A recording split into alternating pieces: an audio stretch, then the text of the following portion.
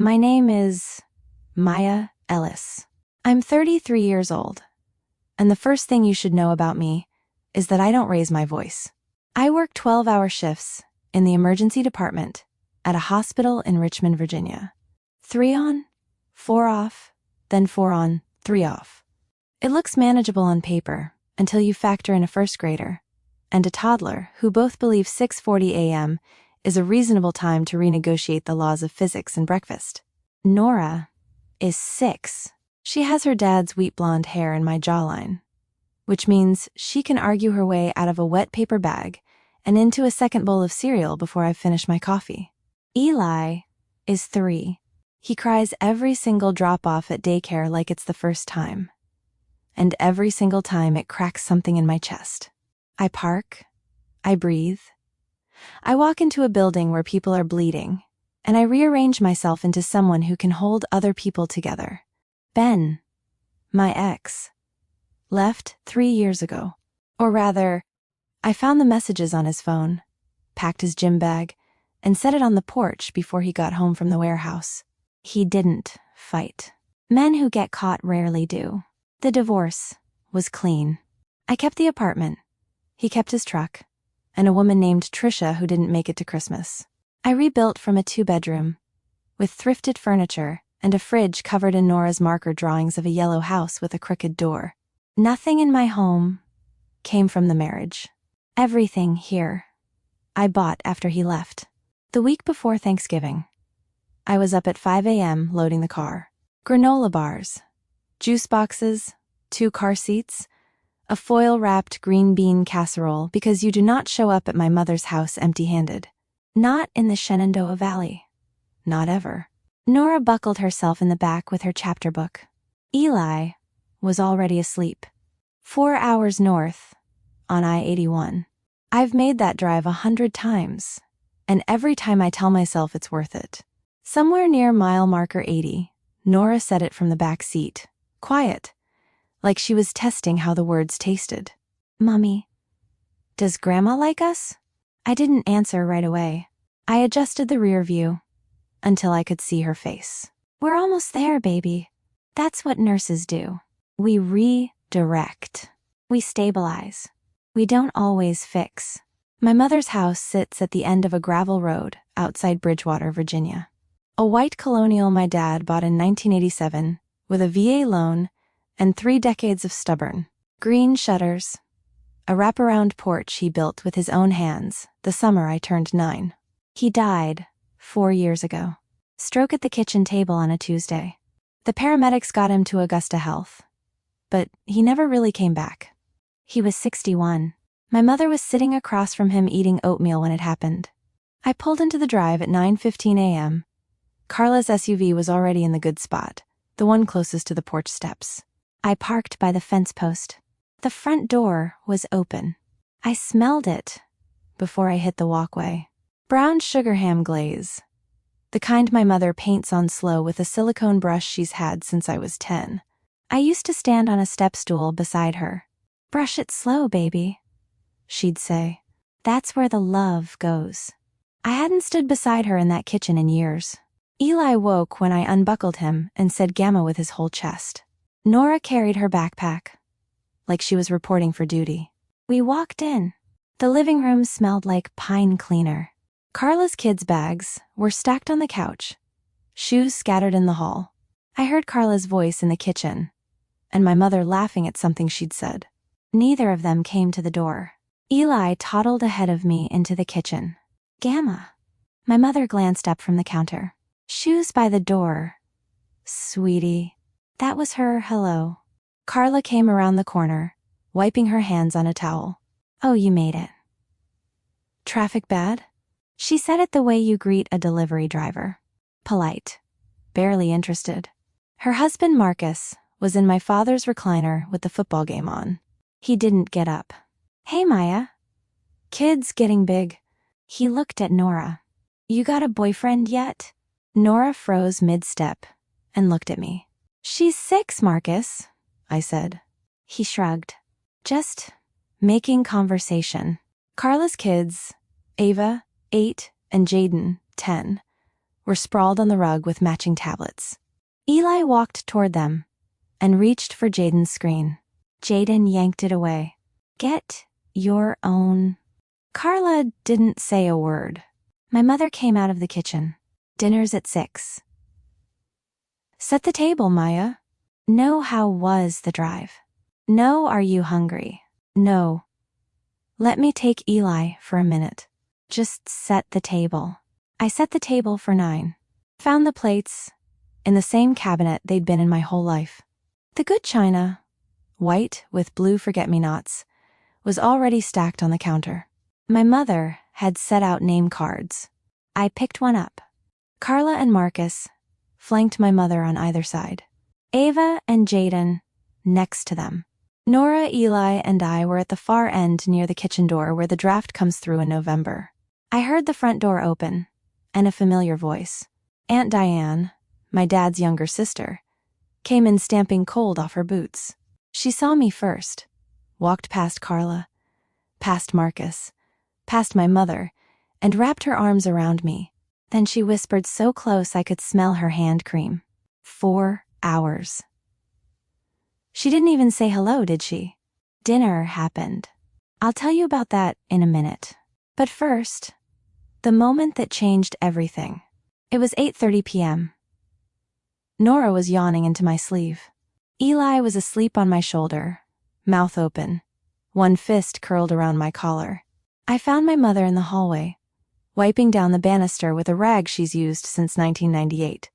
Mom, where are we sleeping? She didn't look up. Your sister's family gets the guest room. You can sleep on the floor. She said it the way you'd say the mail came. Then she turned, walked to the hall closet, and pulled out 2 rolled-up sleeping bags, the blue nylon ones my dad used to take camping. She carried them to the living room and tossed them at my feet. They hit the hardwood with a sound I will hear for the rest of my life. A dull, flat thud. The grandfather clock in the hallway ticked. Nora looked up at me. Then she looked at the sleeping bags on the floor. Then she looked at the guest room door. Closed, with Carla's matching luggage visible through the crack. On the floor, Mommy. My mother was already walking back toward the kitchen. Over her shoulder, the living room floor is fine. I used to sleep on worse growing up. Eli stirred against my neck. I stood there holding my son in one arm and my daughter's gaze in the other. And for a moment, the only sound in that house was the clock and the furnace clicking on. I opened my mouth. I was going to say something calm, measured, something a nurse says when the room is going sideways and everyone's watching. But Carla got there first. She was leaning against the door frame, arms crossed, one sock foot propped behind her. She looked at me. She looked at the sleeping bags, and she smiled. Should have booked a hotel. Then she laughed. Not a mean laugh, exactly. Worse than that. An amused one. Like I was a show she was watching from a comfortable distance. Marcus snorted from the recliner. Didn't even look up from the game. I didn't respond. I looked at Nora. She was staring at the sleeping bags the way a child stares at something she doesn't understand yet but will remember forever. Her chin was trembling, not crying, just trembling, like the rest of her was holding still, and her chin couldn't keep up. I knelt. I unrolled one sleeping bag slowly, carefully. The nylon scraped against the hardwood. Eli whimpered in his sleep, so I laid him down, tucked my jacket around him. Nora watched me. Are we really sleeping here, Mommy? Just for now, baby. Carla walked past us toward the guest room. I heard her open the door. I saw it. Clean sheets, a queen bed with a patchwork quilt, a nightstand with 2 glasses of water, and a plate of cookies my mother had arranged on a saucer. Cookies on a saucer for Carla. The door closed. The guest room light went off. The furnace hummed. I lay on the hardwood next to my children, my daughter curled on one sleeping bag, my son on the other, me between them on bare floor. The ceiling had a crack I'd never noticed. It ran from the light fixture to the corner, thin and dark. Let me go back to dinner. You need to understand what happened at that table before the sleeping bags, because it matters. My mother brought out the ham at 6 on the dot. The glaze glistened under the overhead light, brown sugar and clove, and something that smelled like every Thanksgiving I'd ever known.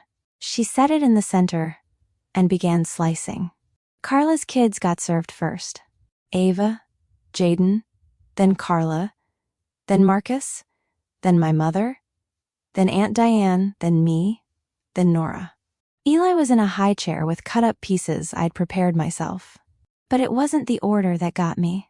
It was the plates. Ava and Jaden ate off the blue forget-me-not china. Nora and Eli got the plastic plates from the kids' drawer, the ones with cartoon dinosaurs my mother bought at a dollar store 5 years ago. My daughter is 6. She can eat off a real plate. She's been doing it at home since she was 4. I didn't say anything. I cut Nora's ham into small pieces with one hand and held Eli's sippy cup with the other. My mother turned to Aunt Diane across the table. Have you met my Carla? She's been my rock since Harold passed. Don't know what I'd do without her. She put her hand on Carla's shoulder. Carla beamed. I waited. My mother moved on to the yams. There was no.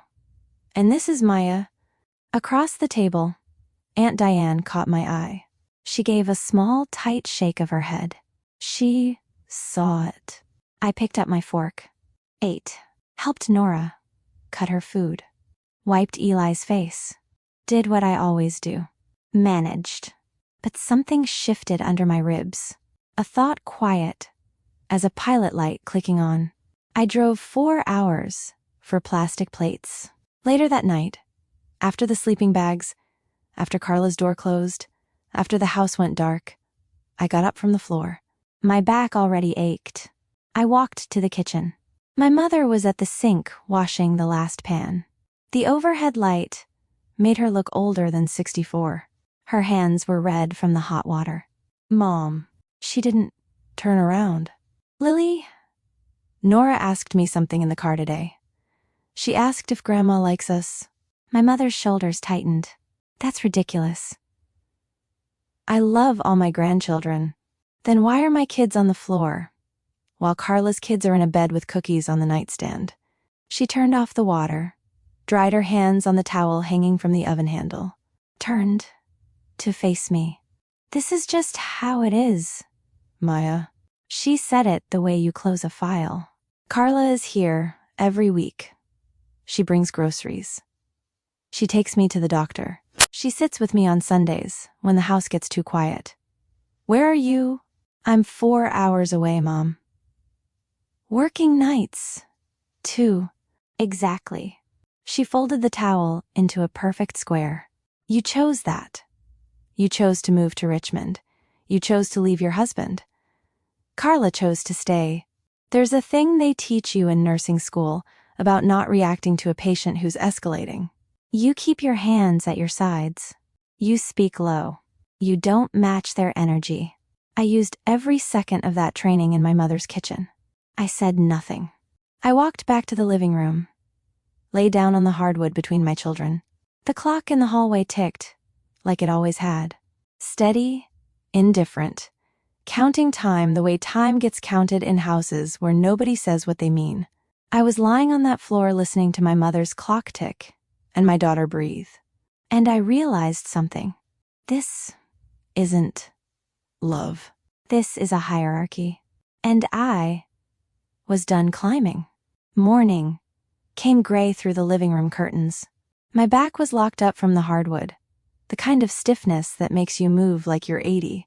Eli had woken at 3 a.m., crying cold. I'd wrapped him in my coat and held him against my chest until he stopped shaking. Nora slept through it, curled tight, her chapter book under her head like a pillow. I stood up slowly, cracked my neck, walked to the kitchen. My mother was already there, rolling dough. Cinnamon rolls. The smell hit me the way that house always hits me, with memory first, information second. She used to make them for us every Saturday. Both of us, Carla and me, side by side at the counter, fingers sticky with sugar. That was a different kitchen, a different mother. These rolls were for Ava and Jaden. I knew it before Nora even walked in. Nora appeared in the doorway, hair tangled, sleep still on her face. "Can I have one, Grandma?" My mother didn't look up from the baking sheet. "Those are for Ava and Jaden, sweetie. There's cereal in the pantry." Nora nodded, walked to the pantry, got the Cheerios, poured herself a bowl. Across the table, Ava sat down and picked up a warm cinnamon roll with both hands. Nora didn't complain. That's the part that got me. Not the denial, but the acceptance. My 6-year-old had already learned to expect less. I went outside, sat in my car, hands on the steering wheel, engine off. I didn't cry. I pulled out my phone and scrolled to a saved contact, the Millhouse Inn. I pressed call. "Hi, this is Maya Ellis. I'm just calling to confirm the deposit for the 14th of December reservation." "Yes, ma'am." $3,200 on the Visa, ending in 4471, under Maya Ellis. "Everything's confirmed." I hung up and sat in that car for a long time. $3,200. My name, my card. For a party my mother didn't know I was building. Let me tell you what she didn't know. 3 months before that Thanksgiving, I'd started planning Helen Ellis's 65th birthday celebration. Not a dinner, not a cake in the kitchen. A real gathering. 42 guests at the Millhouse Inn. A restored stone grist mill outside Staunton with oak beams and a covered porch overlooking the river. I booked the venue. I hired a caterer, Shenandoah Catering, full dinner service for 42. I ordered a custom carrot cake with cream cheese frosting from a bakery in Harrisonburg, because that's been her favorite since before I was born. I rented tables, chairs, linens, hired a photographer, reserved a photo booth, arranged flowers, built a custom playlist of my dad's favorite songs. Johnny Cash, Patsy Cline, the gospel hymns he hummed while mowing. I hand-addressed 42 invitations. I called Uncle Keith, in Ohio cousin Renee, in Georgia Aunt Patty in Delaware. I coordinated flights. I assembled a framed photo collage of my parents' life together. Their wedding. Us as kids. The grandchildren. The porch my father built. Every contract was in my name. Every dollar came from my account. From the extra overnight shifts I'd been picking up every 2 weeks since September. 12 hours of chest compressions and intake charts traded for vendor deposits. Total $8,247. Nobody knew. It was just me. I told people, the family is putting something together, because I didn't want credit. I wanted my mother to walk into that room and feel loved by everyone, not obligated to one daughter. I crossed out new winter coats for kids on my budget spreadsheet to cover the deposit. That afternoon, back in the house, more family arrived. My mother gave a tour. Carla decorated the guest room. Isn't it lovely? No mention of Maya. Aunt Diane found me on the porch. She was holding 2 cups of coffee. She sat on the swing my father installed the summer he got sick, the one he never got to finish staining. "Honey." She handed me the mug. "I see what's happening in there. It's not right." "I know, Aunt Diane. Your daddy would have never let her." She stopped, pressed her lips together. Tears. I put my hand on hers. "I know." She didn't say anything else. She didn't need to. Later that evening, the house emptied out. Cousins left. Dishes got washed by me. Leftovers got wrapped by me. The kitchen got wiped down by me. Carla and Marcus retired behind the guest room door. My mother went to her room without saying goodnight. The house was dark except for the hallway light and the blue glow of the guest room TV leaking under the door.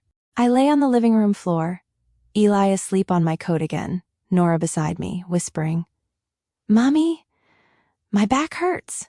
She was kneeling on the sleeping bag, trying to find a position that didn't press bone against hardwood. I looked at my children, my daughter kneeling in my mother's house, my son curled on a nylon bag on a cold floor. Something clicked. Not rage. Something quieter. The sound a lock makes when it finally turns. I stood up, leaned down close to Nora's ear. "Pack your things, babies." She looked at me. Didn't question it. She grabbed her backpack. I lifted Eli, still asleep, heavy and warm. We walked through the dark hallway, past the guest room, past the grandfather clock. I stopped, looked at the face. 11. I said it under my breath. 11. I opened the front door, put the sleeping bags in the trunk. They landed with a thud, the same sound they'd made on the floor. But this time, I'd put them there. My hands. My choice. I buckled the kids, started the engine. The gravel crunched under my tires. I cracked the window and let the cold November air push through. Somewhere in that rush, the smell of brown sugar glaze lifted off my coat and disappeared into the dark. Interstate 81 South at 1 a.m. is a specific kind of lonely. No headlights for miles. Just the white lane markers counting off under my bumper, like a heartbeat. Nora fell asleep 20 minutes in. Eli hadn't woken up at all. I drove in silence.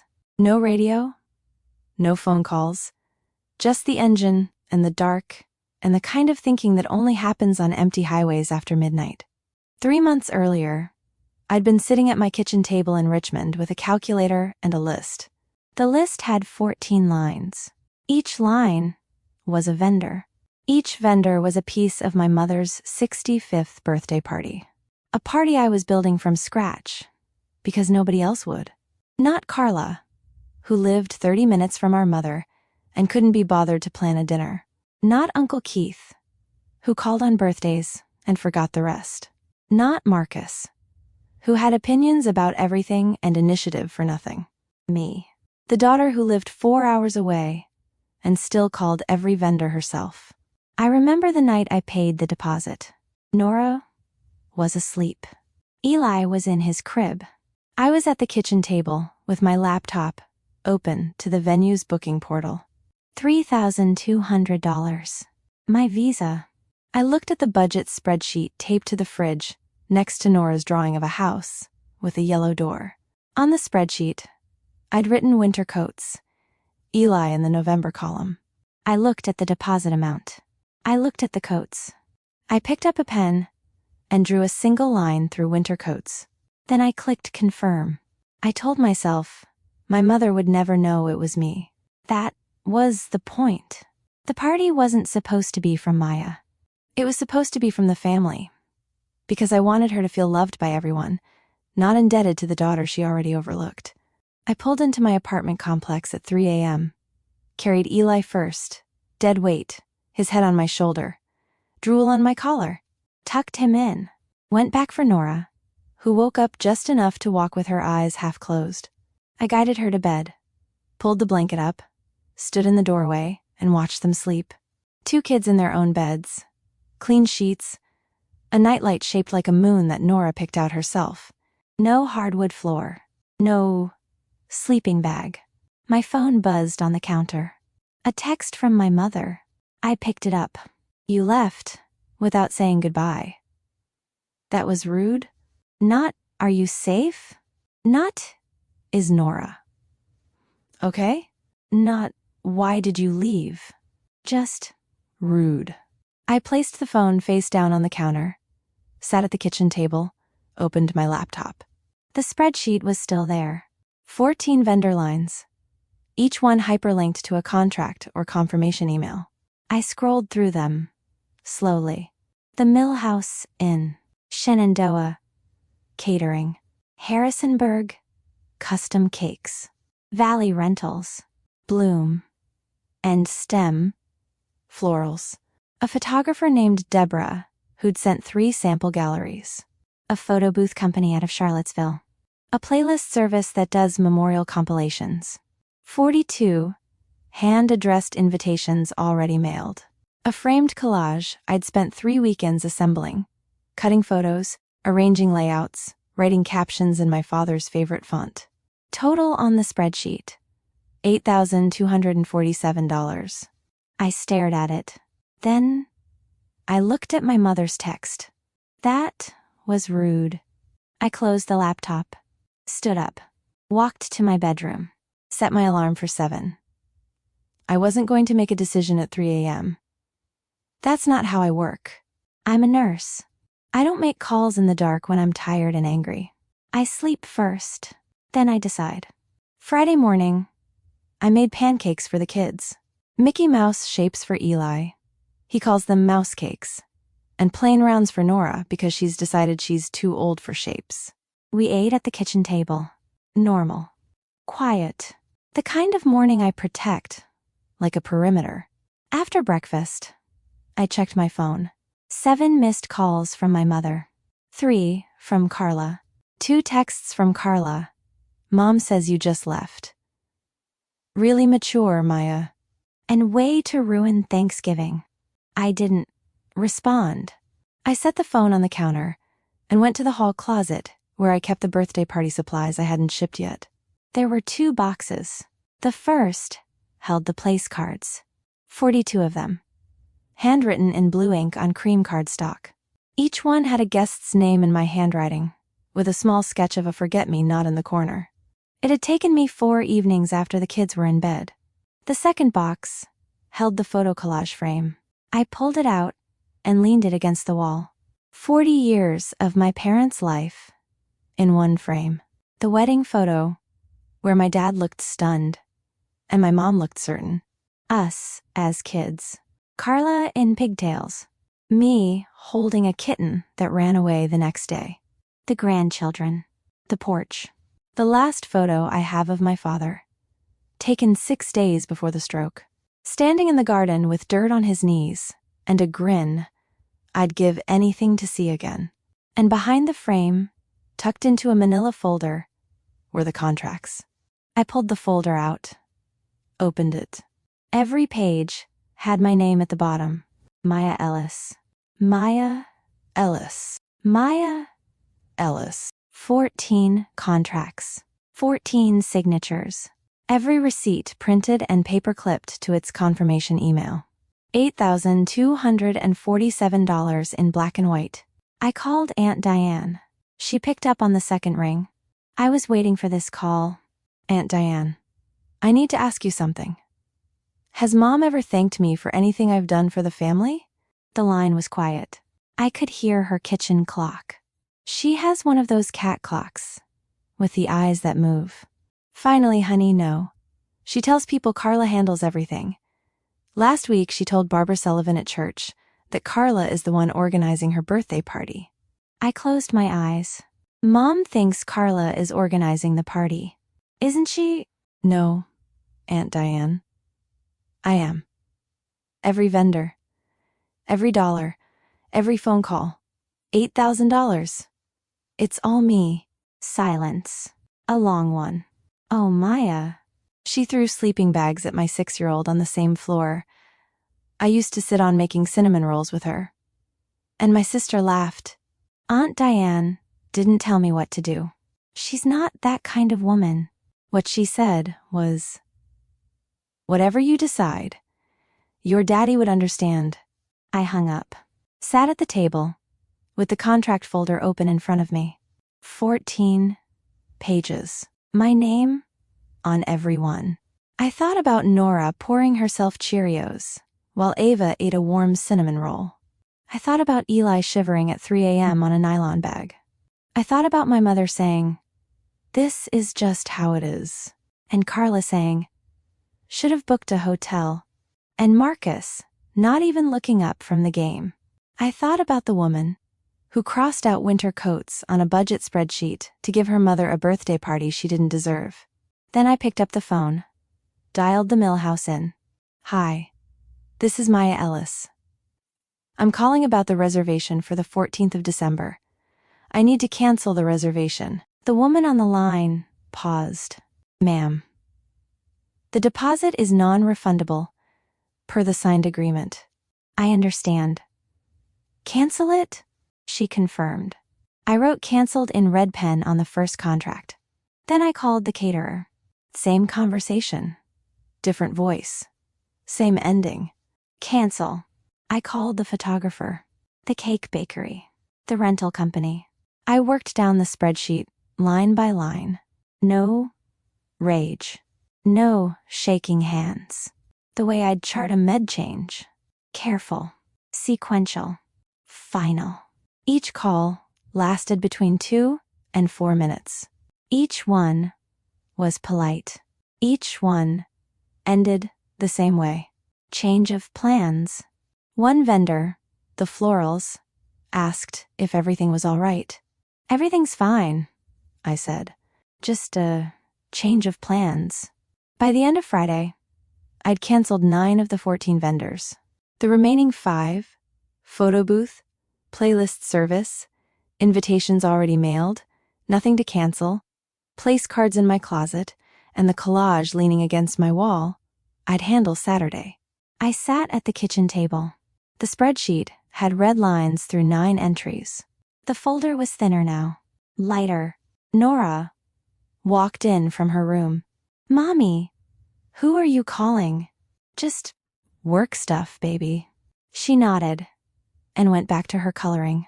I closed the laptop, sat in the quiet. No satisfaction, no regret. Just a kind of stillness that comes after you've been carrying something heavy for a long time, and you finally set it down. Before I shut my phone off for the night, one email came in from the Millhouse Inn. Cancellation confirmed. Please note, per our policy, we will send a confirmation letter to the event address on file. The event address on file was my mother's farmhouse. Saturday morning, I canceled the photo booth, the playlist service, called the custom frame shop where I'd ordered the collage mat. They'd already shipped the mounting hardware to my mother's house, but it didn't matter now. Every contract dissolved. $8,247. Either refunded where policies allowed or lost where they didn't. I'd lose roughly $2,000 in non-refundable deposits. I accepted it, the way I accept a copay, the cost of a decision I needed to make. My phone buzzed all day. Carla, Mom's been crying all day because you left. Are you happy? She's 64, Maya. She could be dead next year. Is that what you want on your conscience? I read it. Then I read it again. Could be dead next year. The kind of sentence designed to make you feel like a monster for having boundaries. Marcus texted for the first time in the 3 years I'd known him. Hey, you should probably apologize. Your mom's really upset. Just saying. I put the phone in the kitchen drawer. Took Nora and Eli to the park 2 blocks from our apartment. Pushed Eli on the swing, while Nora chased leaves across the brown grass. She caught one, a red maple leaf, still mostly whole, and held it up like a trophy. Look, Mommy. It's perfect, baby. We stayed until the sun started going orange behind the tree line. I bought them hot chocolate from the gas station on the way home. They fell asleep with milk mustaches. I tucked them in, sat on the couch. My phone was still in the drawer. Tomorrow was Sunday, day 3. And somewhere in a stone grist mill outside Staunton, a woman was about to make a phone call to a farmhouse in Bridgewater that would change everything. Sunday afternoon, my mother's phone rang in the kitchen of the farmhouse. She was alone. Carla had gone home to Staunton. Marcus was watching football in his own house. The Thanksgiving guests had scattered back to their lives. The caller ID showed a local number she didn't recognize. She picked up. Mrs. Ellis, this is Amanda from the Millhouse Inn. I'm calling because we received a cancellation for a private event scheduled here on the 14th of December. This address was listed as the event location, so I wanted to reach out in case there was any confusion. My mother's hand went flat on the counter. What event? What cancellation? I'm sorry, ma'am. I can't share the account holder's booking details. Privacy policy. But it was a birthday celebration. If you have questions, the person who made the reservation would be your best contact. Who booked it? Was it Maya? Amanda paused. I'm not able to confirm that, ma'am. I apologize for any confusion. My mother hung up. But she didn't need Amanda to confirm it. There was only one person in the family who planned anything. My mother hung up. She stood in the kitchen where she'd washed that pan 2 nights ago, where she'd told me this is just how it is, Maya, where she'd said I chose to leave. She picked up the phone again. Dialed Carla. It rang twice. Mom? What's wrong? Did you know Maya was planning my birthday party? What? No. I thought Uncle Keith was handling. Wait, what do you mean was? She planned the whole thing. The venue, the catering, 42 guests, all of it. Silence. And she just canceled everything. I wasn't there for that call. I don't know exactly what Carla said next, but Aunt Diane told me later that when Carla hung up, she sat in her kitchen and didn't speak for 15 minutes. My phone rang. My mother's number. I watched it ring. The screen bright on the kitchen counter. It went to voicemail. It rang again. Voicemail again. I picked up my coffee and took a sip. Again. I don't know what she said in the messages. I didn't listen to them until weeks later. What I know is what happened on her end, because Aunt Diane called me that evening and told me every piece of it. My mother called Aunt Diane next. Did you know about this, Helen? I found out the same way you did. But I'm not surprised. What does that mean?